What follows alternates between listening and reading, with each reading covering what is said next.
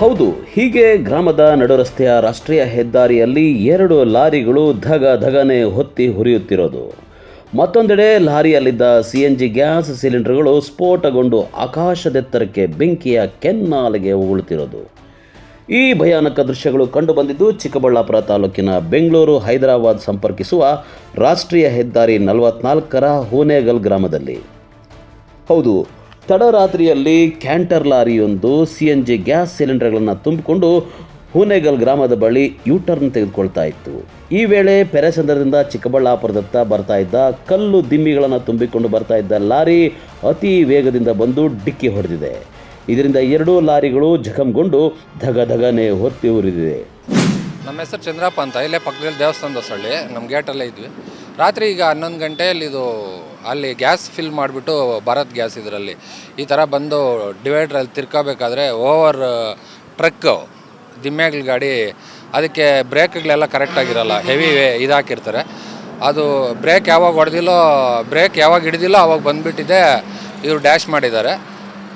Dash ಮಾಡಿದ ತಕ್ಷಣ ಅದು ಅಂಟ್ಕೊಂಡಿದೆ. ಇದು ಹೋಗ್ಬಿಟ್ಟು ಆ ಸೈಡಲ್ಲಿ ಬಿದ್ದುಬಿಟ್ಟು ಎಲೆಕ್ಟ್ರಿಕ್ ಪೋಲು ಒಡೆದೋಗಿದೆ. ಎಲೆಕ್ಟ್ರಿಕ್ ಪೋಲ್ ಈಗ ಇದರಿಂದ ಇದು ಅಂಟ್ಕೊಂಡಿದೆ. ಈ ಥರ ಕಾರಣ ಈ ಹೈವೇಲಲ್ಲಿ ಆಗಲಿಕ್ಕೆ ಹೆವಿ ಟ್ರಾಫಿಕ್ ಇದೆ. ಅದು ಗೊತ್ತಾಗೋದಿಲ್ಲ ಅವ್ರಿಗೂ. ರಾತ್ರಿಯಲ್ಲಿ ಬರಬೇಕಾದ್ರೆ ಎಷ್ಟು ಸ್ಪೀಡಲ್ಲಿ ಇರ್ತಾರೆ ಅಂತ ಇವರು ಡಿವೈಡ್ ಕಟ್ ಮಾಡೋ ಅವ್ರಿಗೆ ಗೊತ್ತಾಗೋದಿಲ್ಲ.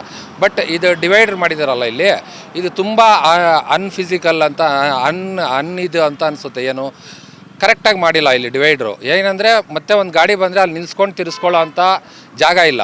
ಅದರಿಂದ ಏನಾಗ್ತಿದೆ ಇಲ್ಲಿ ಪ್ರತಿ ಸಲವೂ ಇದೊಂದೇ ಅಂತಲ್ಲ, ಈ ಹೂನೇಗಲ್ ಗ್ರಾಮದಲ್ಲಿ ಸುಮಾರು ಆಕ್ಸಿಡೆಂಟ್ಸು ಇದೇ ಥರ ಆಗಿದೆ. ಅದರಿಂದ ಈ ಡಿವೈಡ್ರನ್ನ ಚೇಂಜ್ ಮಾಡಿದ್ರೆ ಈ ಒಂದು ಆಕ್ಸಿಡೆಂಟ್ ಆಗೋದನ್ನು ತಪ್ಪಿಸ್ಬೋದು. ಅದರಿಂದ ದಯವಿಟ್ಟು ಹೈವೇವರೆಗೆ ಸ್ವಲ್ಪ ತಿಳಿಸ್ಕೊಟ್ಟು ಮಾಹಿತಿ, ಈ ಡಿವೈಡ್ರನ್ನ ಚೇಂಜ್ ಆಫ್ ಮಾಡಿ ಸ್ವಲ್ಪ ಬಂದು ಕರುವಾಗಿ ಅಲ್ಲಿ ಗಾಡಿ ನಿಲ್ಲಿಸ್ಕೊಂಡು ಮತ್ತೆ ತಿರ್ಸ್ಕೋಬೇಕು. ಹಾಗಾದಾಗ ಈ ಆಕ್ಸಿಡೆಂಟ್ ತಪ್ಪಿಸ್ಬೋದು ಅಂತ ನಾನು ಈ ಮೂಲಕ ಹೇಳ್ತೀನಿ. ಈ ಪರಿಸ್ಥಿತಿ ಏನು ಊರೇ ಅಂಟ್ಕೊಂಡ್ಬಿಟ್ಟು ಎಲ್ಲ ಸುಟ್ಟೋಗ್ಬಿಡುತ್ತೇನೋ ಅನ್ನೋ ಒಂದು ಇದರಲ್ಲಿ ಇಡೀ ಊರು ಬೆಳಕಾಗ್ಬಿಟ್ಟಿತ್ತು. ಆ ಬೆಂಕಿ ಬರಬೇಕಾದ್ರೆ ಇಡೀ ಊರಿಗೆಲ್ಲ ಬೆಳ್ಕೊಡಿತಾ ಇತ್ತು. ಅನ್ಎಕ್ಸ್ಪೆಕ್ಟೆಡ್ ಆಗಿ ಸ್ವಲ್ಪ ಪಕ್ಕದಲ್ಲಿ ಹೋಗಿದ್ದಿದ್ರು ಊರು ಪೂರ್ತಿ ನಾಶ ಆಗ್ತಾಯಿತ್ತು. ಅಂಥ ಒಂದು ಸಿಚುವೇಶನ್ನು ಕ್ರಿಯೇಟ್ ಆಗುತ್ತೆ. ಅದರಿಂದ ದಯವಿಟ್ಟು ಈ ಹೈವೇವರ್ ಫಸ್ಟ್ ಪ್ರಿಕಾಷನರಿ ತೊಗೊಂಡು ಮಾಡಬೇಕಾಗಿರೋದು ಡಿವೈಡ್ನ ಚೇಂಜ್ ಮಾಡಬೇಕಾಗ್ತದೆ.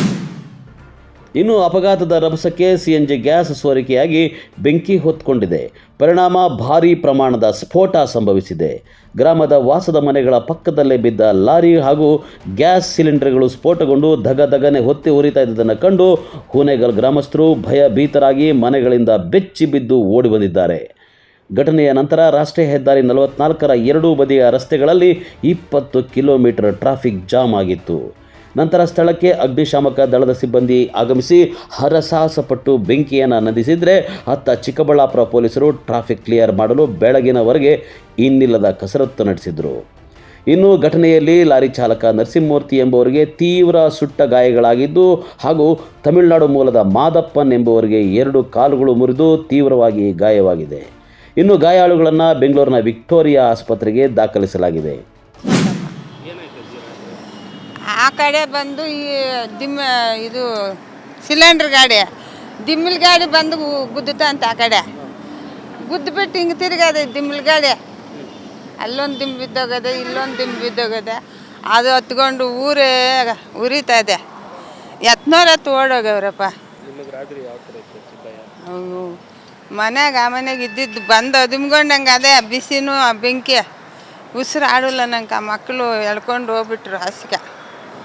ಕಡೆ ಊರಿನಿಂದ ಆ ಕಡೆ ಹೋಗಿ ನೀವು ಕುಂತ್ಕೊಂಡಿದ್ರಿ. ಏನು ಚಳಿ ಜ್ವರ ಬಂದುಬಿಡ್ತು, ಅದ್ರ ಬಂದುಬಿಡ್ತು ಕೈ ಕಾಲು.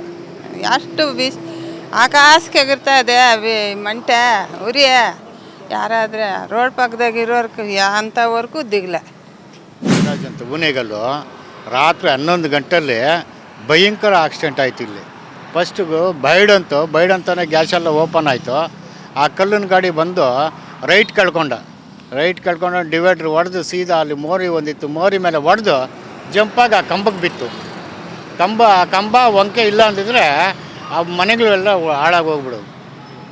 ಅಷ್ಟೊಂದು ರಾತ್ರಿ ಜನ ಎಲ್ಲ ಊರು ಬಿಟ್ಟು ಎತ್ನವ್ರ ಹತ್ತು ಓಡೋಗ್ಬಿಟ್ರು. ಪತ್ತೆ ಇಲ್ದಿರೋ ಜನ ಭಯಂಕರ ಆಕ್ಸಿಡೆಂಟು. ಅಲ್ಲಿ ಇಲ್ಲೇನಿದ್ರೂ ಒಂದು 2 ವೀಲರ್ಸ್ ಹೋಗಿ ಬಿಡಬೇಕೇ ಹೊರ್ತು ಇಲ್ಲಿ ಫಸ್ಟ್ ಬಂದ್ ಮಾಡಬೇಕು. ಇಲ್ಲಾಂದರೆ ಜನ ಸಾಯಕ್ಕೆ ಜಾಸ್ತಿ ಮಾರ್ಗ ಐತೆ ಸರ್. ಒಂದಲ್ಲ ಸುಮಾರು ಆಕ್ಸಿಡೆಂಟ್ಗಳಾಗ್ತದೆ. ಯಾರು ಸುಧಾಕರ್ಗೆ MLAಗೂ ಹೇಳಿದ್ರೆ ಅವರು ಕಿವಿಗ್ಲಕ್ಕೆ ಹಾಕ್ಕೊಂಡಿಲ್ಲ. ಇವಾಗ ಪ್ರತಿ ಬಂದವ್ರು ಸುಮ್ಮನೆ ಹೇಳ್ಕೊತಾರೆ ಅಷ್ಟೇ, ನಮ್ಮ ಓಟ್ ತೊಗೊತಾರೆ, ನಮ್ಮ ಓಟ್ ತೊಗೊಂಡು ನಮ್ಮನ್ನೆಲ್ಲ ಹಾಳು ಮಾಡ್ತಾವ್ರೆ ಅಷ್ಟೇ ಸರ್. ರಾತ್ರಿ ಜನ ಎಲ್ಲ ಊರು ಬಿಟ್ಟು ಓಡೋಗ್ಬಿಟ್ರು ಸರ್. ಎಲ್ಲ ಭಯಂಕರ ಗ್ಯಾಸಿಗೆ ಅಂತೇಳಿ ಹತ್ಕೊಂತು. ಸುಮಾರು 100 ಅಡಿ ಮೇಲೆ ಓಡ್ತದೆ. 100 ಅಡಿ ಮೇಲೆ ಹೈಟ್ ಹೋಗ್ತಾ ಇದ್ರೆ ಜನ ಮಕ್ಕಳು ಮರಿ ಎಲ್ಲ ಊರು ಬಿಟ್ಟು ಓಡೋಗ್ಬಿಟ್ರು ಸರ್ ಜನ.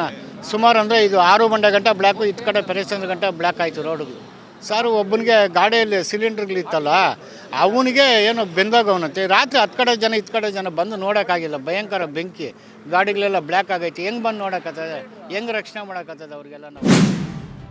ಈ ಘಟನೆಯಲ್ಲಿ ಇನ್ನೂ ಸ್ವಲ್ಪ ಹೆಚ್ಚು ಕಡಿಮೆಯಾಗಿ ಗ್ಯಾಸ್ ಸಿಲಿಂಡರ್ಗಳು ಸ್ಫೋಟಗೊಂಡು ಗ್ರಾಮದ ಮನೆಗಳ ಮೇಲೆ ಬಿದ್ದಿದ್ದರೆ ಭಾರೀ ಅನಾಹುತವೇ ಸಂಭವಿಸ್ತಾ ಇತ್ತು. ಆದರೆ ಅದೃಷ್ಟವಶಾತ್ ಹೆದ್ದಾರಿ ಮಧ್ಯೆ ಸ್ಫೋಟಗೊಂಡಿದ್ದರಿಂದ ಆಗಬಹುದಾದ ದೊಡ್ಡ ಅನಾಹುತ ತಪ್ಪಿದಂತಾಗಿದೆ.